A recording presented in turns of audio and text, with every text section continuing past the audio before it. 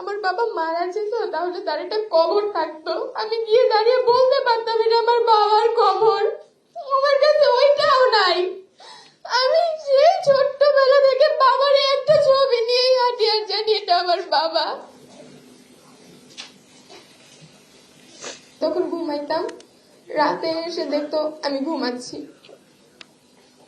আমার বাবার কোনো স্মৃতি মনে নেই, আমার সাথে আমার বাবার মাত্র একটা ছবি ছাড়া আর কোনো স্মৃতিও নেই।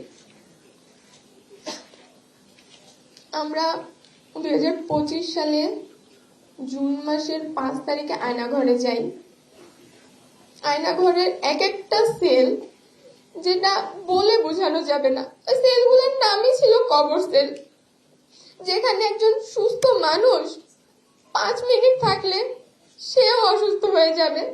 ওই সেলে আমার বাবা, আমার চাচুরা দিনের পর দিন, মাসের পর মাস।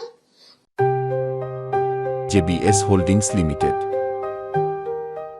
বছরের পর বছর থেকেছে। খাবার দিয়েছে নাকি দেয়নি, কি টর্চার করেছে আমি জানি না, কারা করেছে তাও এখনো জানিনি, কিন্তু আমি তার বিচার চাই। আমি আয়নাঘরে যাই, তুলি পুপির সাথে হাঁটতে হাঁটতে আমি একটা দেয়ালে আমার আম্মুর নামটা দেখতে পাই।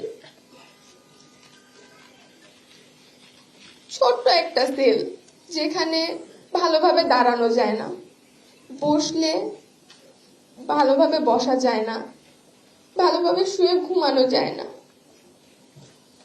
ওইখানে আমার বাবা ছিল। আমি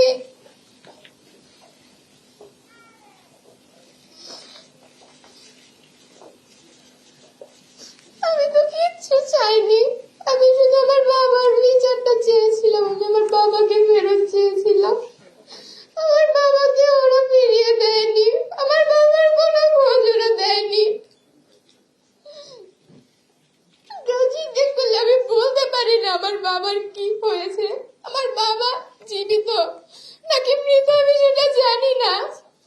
আমি আমি আমার বাবা মরে গেলে, যদি আমার বাবা মারা যেত তাহলে তার একটা কবর থাকতো, আমি গিয়ে দাঁড়িয়ে বলতে পারতাম এটা আমার বাবার কবর।